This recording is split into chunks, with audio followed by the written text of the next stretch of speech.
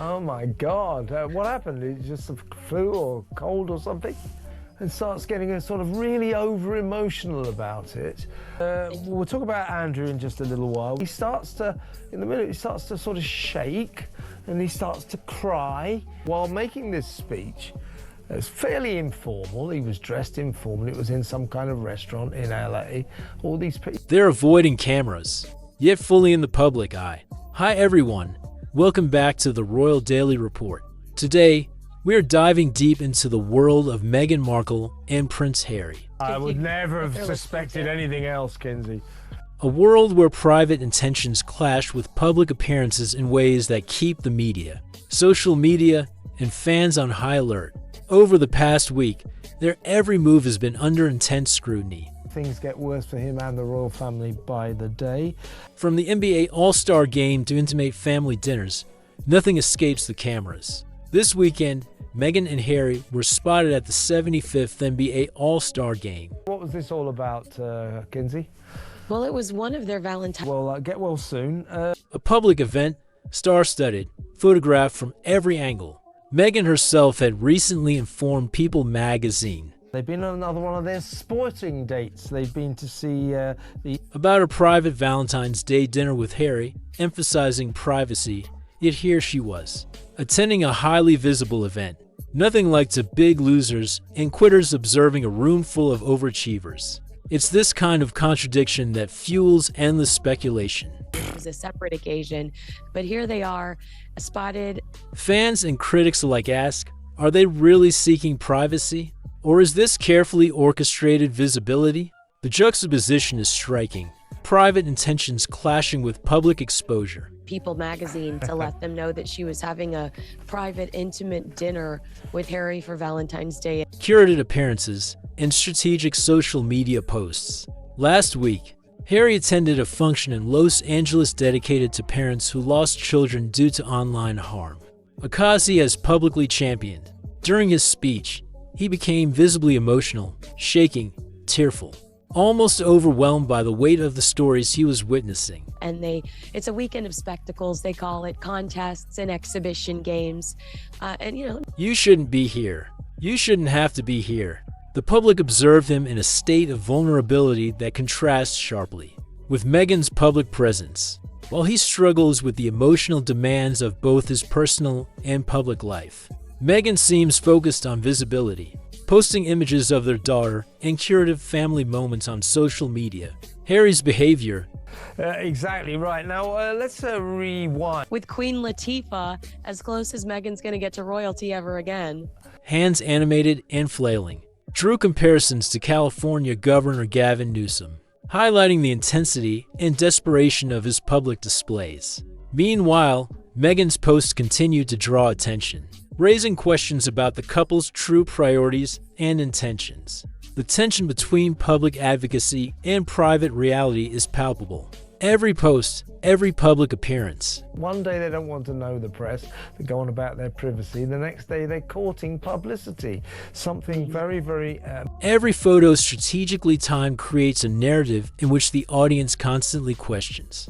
Who are they really? What are they trying to achieve? And what is truly authentic in this carefully constructed world? Actions speak louder than words. As we continue, the contrast between Harry's desire for privacy and Meghan's public visibility becomes even more. Because they've made his wife's life and his a misery. Yeah, that's a woman that hates photographers. Pronounced. After the emotional LA function, Meghan took to social media to post intimate family moments. A careful observer would notice the meticulous timing. Both shared exactly 72 hours after Harry's speech. Meghan is desperate to be seen. She wants to be seen right now. Her Valentine's Day dinner with Harry had already been covered by People magazine, emphasizing intimacy and privacy. Yet, in the public eye, she appeared at the NBA All-Star Game. And I need to get your take on it. Harry attended a function. Engaging with photographers and ensuring Harry was photographed alongside her. One day they don't want the press, the next day they court publicity. The 15% gala added another layer to this narrative. Meghan's presence was questioned by critics. She wasn't especially close to the attendees. Yet she appeared, dressed impeccably, photographed from every angle. Publicity, visibility, and relevance, the message was clear. Social media posts of their children, Archie's rare glimpses in Lilibet's appearances, are carefully curated. The back of their heads, the famous red hair. Started shaking, got terribly over-emotional about it. You shouldn't be here, you shouldn't have to be here. Subtly promoting visibility while maintaining a facade of privacy. It's strategic, almost forensic in execution. If privacy is so important, why post your daughter's face online? Every public outing, from NBA games to gala appearances, seems calculated.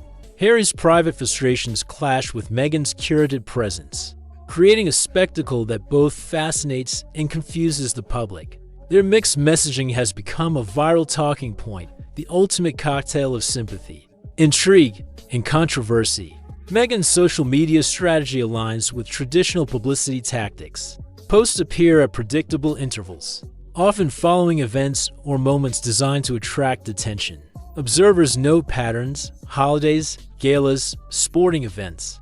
Every post carefully timed to maintain visibility. Behind closed doors, privacy is sacred. In public, everything is a show. Even small details, such as the choice of venues or who accompanies them, are analyzed by media outlets and fans. Every appearance, every gesture, adds to the growing narrative of mixed signals and strategic visibility. The audience is left with questions. How much is intentional? How much is genuine? And how does this impact their image as both members of the royal family and independent public figures? She was one of the so-called yacht girls, and now it's all resurfacing. The rumors swirling around Meghan Markle have captured global attention. Allegations connecting her to the infamous Epstein circle, though unproven, continue to spark discussion.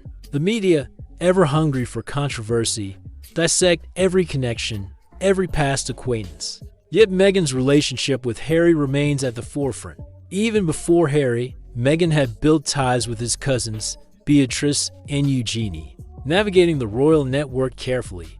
Critics argue this strategy was calculated, positioning herself closer to the family to ultimately reach Harry. Harry is trying to protect his family. Meghan is controlling the narrative.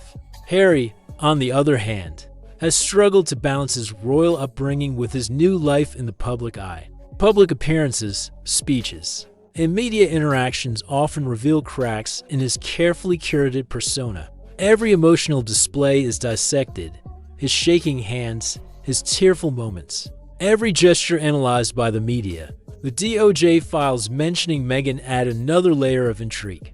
Though her name appears in lists, there is no criminal implication. Still, the association fuels speculation, especially when paired with her constant public visibility. You go to private dinners to impress, and suddenly it's global news. The couple's strategy is clear: maintain public relevance while simultaneously claiming privacy. Every social media post, every gala appearance, every curated image feeds into a narrative carefully constructed. But the public sees the contradictions and reacts strongly. Observers note that Meghan's social media activity often follows a predictable cycle. Posts of the children, family outings, and Valentine's Day celebrations seem designed to maintain visibility. Harry's attempts at privacy contrast sharply, creating the spectacle the media thrives on. The tension between private life and public performance is the story that keeps audiences engaged. Every action, every post, every appearance is analyzed for signs of authenticity or manipulation. It's a tightrope act, and the world is watching. Every post, every gesture, it's all calculated to be seen, but not truly known. As the world watches Meghan and Harry, it becomes clear that the narrative is carefully engineered. Their public outings, from NBA games to gala events, seem to follow a meticulously planned script, while behind closed doors, their private life is guarded, elusive. Yet, social media offers glimpses of the private world, curated photos of their children, Archie's rare appearances, and Lilibet's playful moments. Every post is carefully timed. Holidays, Valentine's Day, and casual outings are strategically turned into viral content. Observers note a distinct pattern. Posts appear shortly after public controversies, creating a calculated contrast between empathy and visibility. When the public sees Harry emotional, Meghan is already curating the next post. This is the delicate dance of mixed messaging. Harry struggles with genuine emotional moments, caught between past royal constraints and public scrutiny. Meanwhile, Meghan's strategy of visibility and media engagement ensures that every appearance, casual or formal, reaches global audiences. Their children, intentionally included in posts, act as subtle amplifiers of public attention. The careful framing, angles, and timing make it impossible to ignore them, all while giving an impression of privacy. Privacy is a luxury, and they're selling it in small doses. The tension between privacy and publicity is further complicated by Harry's past statements and Meghan's media-savvy approaches. Each move is scrutinized. Why attend a gala? Why post children's images? Why be photographed after claiming privacy? The answers are layered, strategic, performative, and intentionally ambiguous. The more they claim privacy, the more visible they become. The public response is equally fascinating. Critics, fans, and media outlets dissect every moment, creating viral discussions online. Every post or appearance becomes a flashpoint, inspiring memes, commentary, and intense debate about authenticity, motives, and strategy. In the age of social media, even absence is a statement. The Royal Daily Report continues to analyze, predict, and highlight these patterns. From Valentine's Day dinners to NBA outings, every public and private contrast is documented. What emerges is a story of contradictions, careful planning, and the human desire to be seen while preserving a semblance of privacy.